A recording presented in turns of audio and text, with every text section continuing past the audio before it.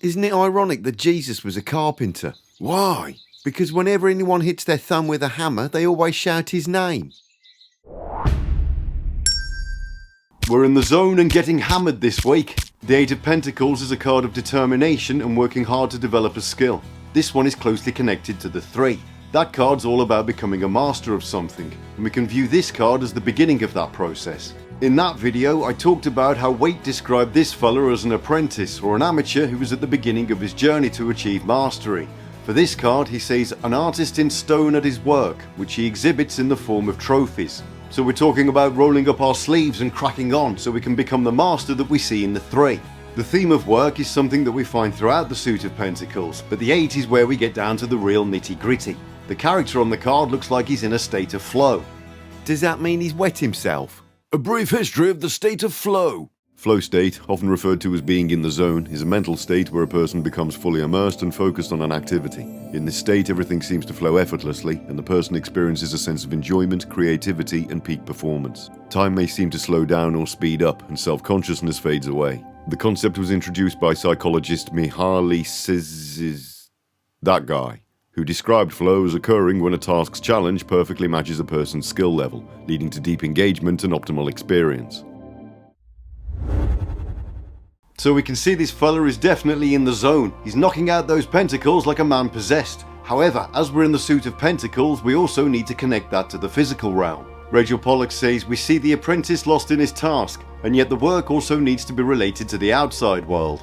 Now, a huge part of this card is the idea of meaningful work being its own reward, but when we create something, that's obviously going to have an impact on the world beyond ourselves. Whether we've been spending time in the potting shed making something that we can sell in a shop, or writing a piece of music or a poem or whatever it is, if we're serious about it, we'll likely end up getting it out to people. That's what the civilization in the background represents. Pollack goes on to say, therefore behind his shop, though far away, stands a city with a yellow road, yellow for mental action, leading to and from the workshop. While I'm on the subject of materialism, I wanted to talk about a comment that I got a few weeks ago on the Five of Pentacles video. It said, spiritual poverty is not material, and pentacles are about the material world conditions. Jesus Christ, learn to think rationally. Now I thought that leaving a comment like that and telling me to be rational was quite ironic. Anyway, I've deleted it now because I don't want to see any arguments in the comment section. This is supposed to be a nice place to visit, but I would still like to address the point. So we've all got our own ways of looking at the cards, and if you want to be absolutely strict about the elemental correspondences to the suits, then that's fine.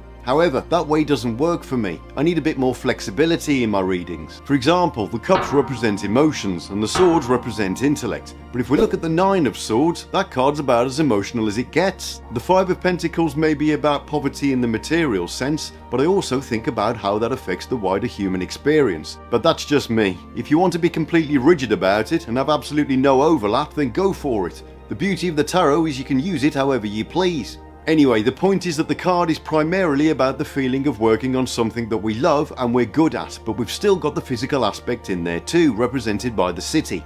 It's not fair. When Thor throws a hammer, he's a hero. When I do it, I get kicked out of Home Depot.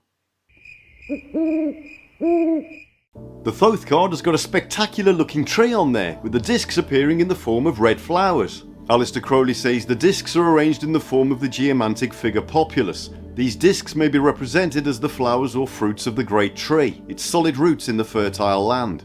So the figure he's referring to there comes from another form of divination called geomancy.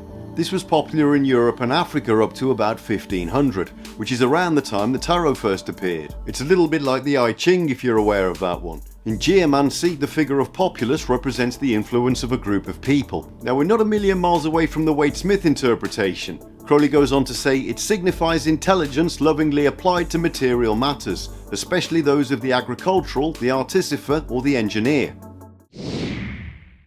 8 is the number of coins on the Sforza and Marseille cards, together with a delightful floral tribute on each. We've got some more symbols and a basket hanging from a tree on the Solar Busker card, although the fella on there looks like his drumming days are long behind him. In the end, the globe is exhausted by the extent of consumption, which is indicated in the 0, deprived of the symbol of insertion.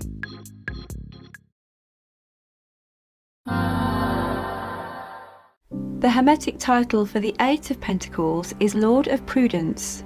The Thoth card is just called Prudence, and this is a big deal. If you've watched my major arcana videos, you'll know that I talked a lot about how the cardinal virtues were represented in the form of strength, justice, and temperance, but prudence was nowhere to be seen. Some people have tried to apply prudence to the Hermit card back at number 9 in the trumps. In the Key to the Tarot, Waite says Eliphas Levi has allocated this card to prudence, but in so doing he's been actuated by the wish to fill a gap, which would otherwise occur in the symbolism. I think he's saying no, prudence isn't the Hermit. Anyway, I kept making different prudence cards just to make the point that there wasn't one, but little did I know that prudence was waiting for me in the minors. The dictionary definition of prudence is the ability to govern and discipline oneself by the use of reason and skill, and good judgment in the use of resources. So it fits really nicely with both interpretations of the card. Working hard on something does take discipline and patience. La Mala de Quette says this card is well named, for prudence is a passive activity. It is calculating, plant and wait and see, bet, but only if you fix the game. The Ace of Pentacles corresponds to the Virgo zodiac sign and is ruled by the Sun. We've moved on to the final earth sign for this one. Virgo is represented by a virgin maiden, often carrying wheat. The sign is linked to Astrea, the character from Greek mythology. Astrea was the final immortal to leave Earth at the conclusion of the Silver Age, after which the gods retreated to Olympus. This connection is why Virgo is tied to the Earth element. Eventually, Astrea was transformed into the Virgo constellation. As with all the Earth signs, Virgo is associated with diligence and hard work, but also with an eye for detail. The Sun represents our core being, but also growth and success, so that fits well with the concept of developing skills and working toward a goal. When we put the two together, we get a powerful energy that emphasizes the message of skill building, hard work, self-improvement, and the eventual success that follows consistent effort. 8 of Pentacles notable people include inventor of the polio vaccine Albert Sabin, Singing in the Rain star Gene Kelly, and the Who drummer Keith Moon.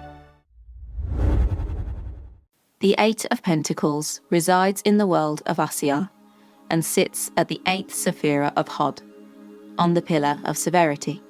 So we've come back to Hod, the Sephira of Splendor, down on the bottom left-hand corner. This is the clever clogs part of the tree, and when we also consider that we're in the manifest world of Asya, we can see how that would apply to this tarot card. We get an emphasis on intellect, structure and disciplined effort, which all go towards mastering a craft. Progress comes from methodical work and dedication, and these ideas are very much at home in the Sephira of Hod. Anyway, I've been reading the Mystical Kabbalah by Dion Fortune again recently. I originally read it on my Kindle, but I decided to get myself a proper copy for this read-through. I do prefer a physical book, but I buy quite a lot, so I sometimes try to find a second-hand one. In this case, I happened on an edition printed in 1987, which I think you can tell by looking at it. It's a little bit Miami Vice crossed with science fiction. I think the combination of occult knowledge and 80s sci-fi design just makes it a charming little oddity. But anyway, there's a really interesting quote in here regarding how the 4 Sephirot at the bottom of the tree relate to the Lord's Prayer. Now, if any of you perform the lesser banishing ritual of the pentagram, you'll be aware of this. It starts with something called the Kabbalistic cross, where we exclaim Atah, meaning thine, Malkut, meaning kingdom, Vigborah, and the power, Vigdula, and the glory, Leolam, forever, Amen.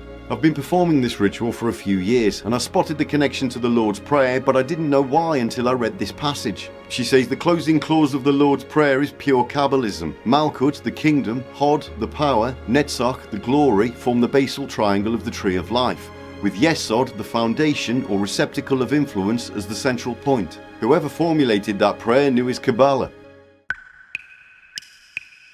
The 8 of Pentacles herb is ginger. This herb is associated with many things, from passion to luck. I am the magic mirror, and if you break me, you'll get 7 years bad luck. I am the magic gem, and if you break me, you'll get 10 years bad luck. Amateurs. But what does it all mean? The 8 of Pentacles is a card of work, plain and simple. Waite says work, employment, commission, craftsmanship, skill in craft and business, perhaps in the preparatory stage. So we're very much in the realm of physical work here and the act of just getting on with it. Sometimes that can be a really hard thing to do, getting the motivation together to sit down and crack on, but anything worth having takes effort. We've got to put the hours in, even when we don't want to. Speaking personally, I've always been an expert at coming up with excuses to not do anything. I'm too tired, or I've been really busy, or the day's got a Y at the end of it. Now sometimes we do need to take a break and step away from something so we don't burn out, but we need to balance that out with making progress. I think there's a time for self-compassion, and there's also a time we need to kick ourselves up the arse and get on with it. Also, we're talking specifically about the kind of satisfaction that comes from the work itself rather than the end goal. There's a phrase Aleister Crowley came up with called lust of result that describes this kind of thing really well. We don't achieve mastery by focusing on mastery, we achieve it by focusing on the actions that get us there. We can see the figure on this card isn't concerned with monetary gains or fame, he's just completely absorbed in the work.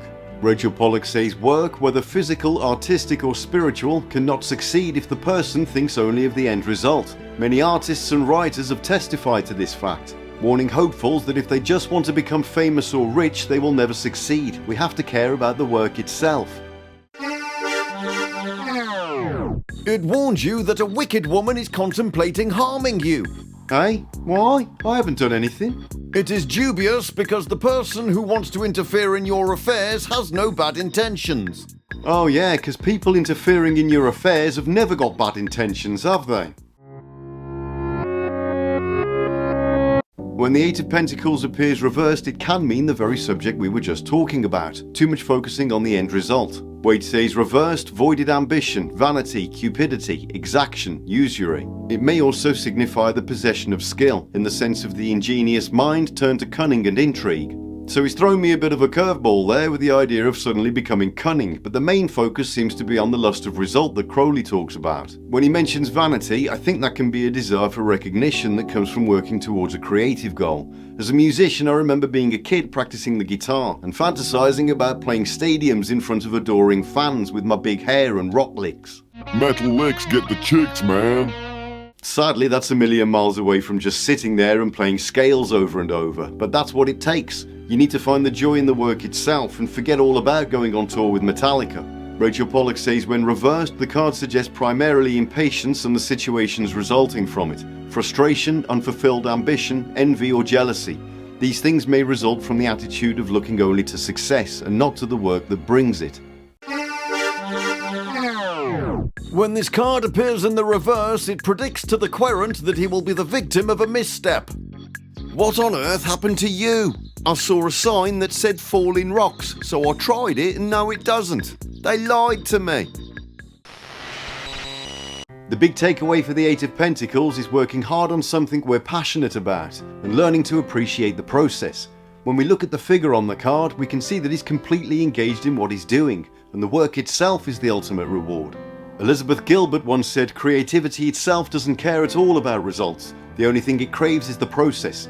Learn to love the process and let whatever happens next happen without fussing too much about it. Work like a monk or a mule or some other representative metaphor for diligence. Love the work. Destiny will do what it wants with you regardless.